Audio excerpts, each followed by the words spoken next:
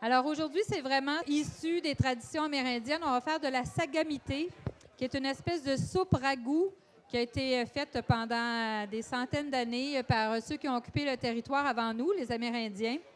Et la particularité de cette soupe-là, c'est d'utiliser le maïs, qui était un aliment de prédilection. Puis, ça va être un maïs particulier. Je ne sais pas s'il y en a parmi vous qui connaissent ça. C'est du maïs lessivé qu'on appelle. Oui, ça vous rappelle quelque chose? C'est très difficile relativement difficile à trouver. C'est un maïs qui a été traité, qui a été lessivé justement dans une solution. Les Amérindiens le faisaient tremper dans de l'eau avec de la cendre pendant plusieurs heures. Après ça, c'était cuit. Après ça, c'était frotté de façon à ce que la peau qui enveloppe les grains de maïs soit enlevée. Ensuite de ça, on va aussi vous préparer pour manger avec la soupe un petit pain qui s'appelle le pain bannique. C'est un pain aussi qui a été fait pendant des centaines d'années par les Amérindiens. On va utiliser le fond de volaille. C'est très pratique parce que quand on veut faire la soupe, on n'a pas besoin de passer par toute l'étape de la préparation du bouillon. Donc, le fond de volaille qui vient de la ferme Multiferme. Et aussi, on va intégrer dans la soupe le poulet fumé. Alors, nous, on va mettre quelques cubes de lard dans notre petit chaudron. On va faire rissoler ça. Et ensuite, on va rajouter les différents légumes, dont le céleri, le poireau. Est-ce que c'est bien coupé? La carotte, c'est excellent. Alors, le poireau, on va lui enlever les feuilles d'extérieur. On va le nettoyer. Évidemment, ça pousse dans la terre, fait qu'il en reste un peu. Alors, nos petits morceaux de poireaux qui vont aller agrémenter le lard qui est en train de griller tranquillement.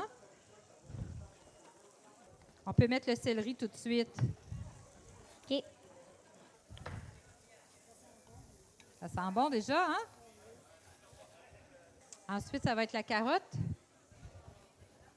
Alors, pendant que Marc-Antoine va travailler la carotte, je vais tout de suite mettre le fond de volaille qui est déjà préparé par la ferme Multiferme. Alors, on va rajouter aussi un oignon. On a un bel oignon rouge ici. Ça devrait avoir pas mal de goût. Puis, la particularité donc de la soupe sagamité, je vous disais tantôt que c'est une soupe ragoût. Donc, ça va être épaissi avec de la farine de maïs. Donc, ça ne sera pas simplement un bouillon, mais ça va faire un peu comme une crème. D'ailleurs, dans mes recherches sur les recettes de sagamité, je me suis rendu compte que ça peut être utilisé autant pour du salé que pour du sucré. Alors, il y a de l'utilisation à partir de la farine de maïs et même des grains de maïs pour faire une espèce de blanc mangé au maïs. Autre technique, le transport de la planche à la marmite. Ouais. Super. Alors, voilà, C'est toutes ça, nos quand carottes sont dedans. Blanche, là. On va couvrir ça. On va le laisser cuire un peu, puis on va rajouter le maïs après, puis on va l'épaissir avec la farine de maïs. Entre-temps, nous allons préparer le petit pain bannique. Ouais. Alors, il faut mélanger les farines. J'ai déjà mesuré la farine de blé non blanchie, la farine de blé ordinaire, avec la farine de maïs biologique.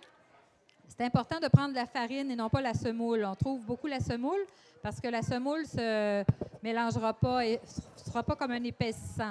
Alors, tandis que la farine, elle va l'être. Alors, on a besoin de ça. On a besoin d'une pincée de sel là-dedans. On a ici du sel aromatique. Ça tombe bien parce qu'on veut faire la bannique aux herbes. Alors, on va mettre ça. On va mettre de l'eau et du beurre Je le fondu. mets? Oui. Un petit morceau de carotte. Un intrus. Et tu peux mélanger avec la fourchette. Oui.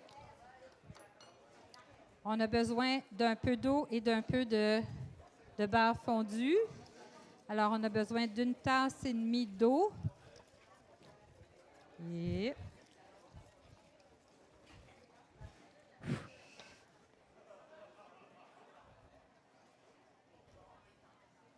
après ça, on va rajouter le beurre fondu. Alors, la recette nous dit 1/4 de tasse. Comme ça. On va en garder un petit peu pour huiler notre poêlon.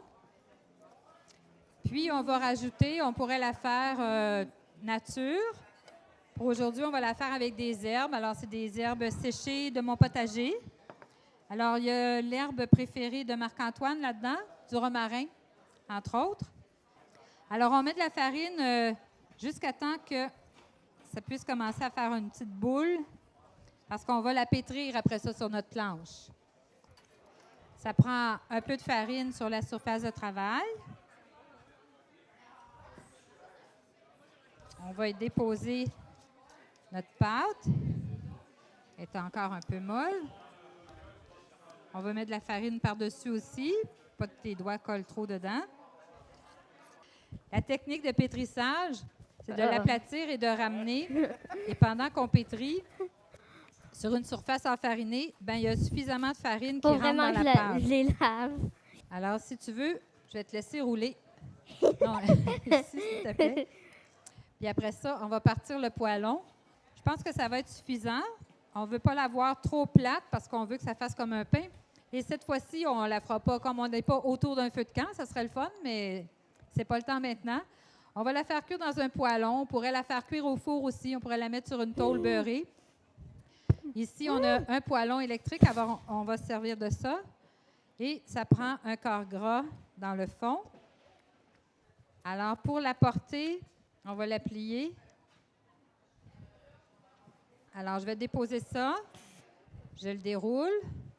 Et ça fait à peu près la grandeur de notre poêlon, comme tu peux voir. Puis, je vais faire circuler le quart gras un peu partout. Et là, on va mettre ça à cuire. Ça va prendre une bonne quinzaine de minutes. Alors, pendant qu'on va terminer la soupe.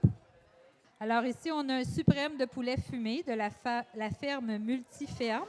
Est-ce que tu pourrais me couper des petits cubes avec ton beau couteau coupant? Ouais. Pendant ce temps-là, moi, je vais rajouter le maïs. Alors, comme je vous disais tantôt, la sagamité, donc, c'est épaissi avec de la farine de maïs. Alors, je vais procéder à l'épaississement. On met un peu de farine, un peu d'eau, avec la cuillère ici. Alors, il ne faut pas mettre trop d'eau pour commencer, pour que ça puisse faire une pâte et non pas des grumeaux.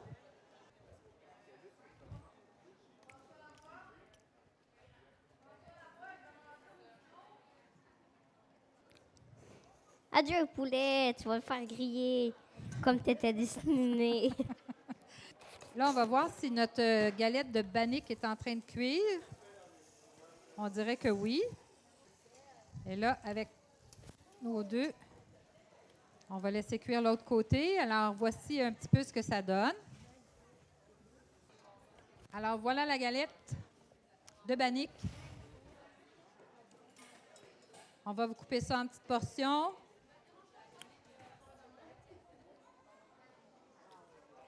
Et c'est bien.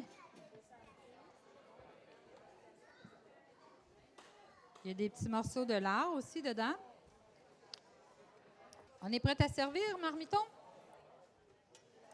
C'est que si vous voulez vous approcher, c'est en manque, on va vous en servir au fur et à mesure. Je vous remercie beaucoup d'avoir assisté et j'espère que ça va être à votre goût.